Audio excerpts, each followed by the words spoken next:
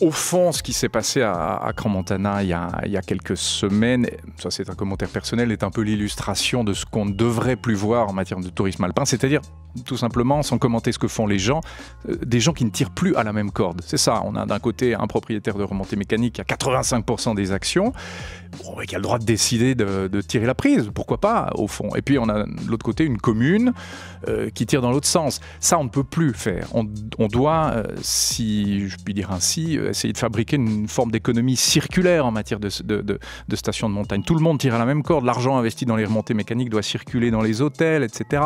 Et on ne peut plus faire autrement face à ce qui se profile, à part cet hiver, c'est-à-dire la baisse de l'enneigement, la hausse des températures et le cap que doivent suivre les stations, c'est-à-dire aussi se concentrer un peu plus sur l'été que maintenant. Mais est-ce qu'on peut dire qu'il y a eu une sorte, en deux mots, de réalisme économique qui s'est invité dans les sports d'hiver ? Absolument, oui.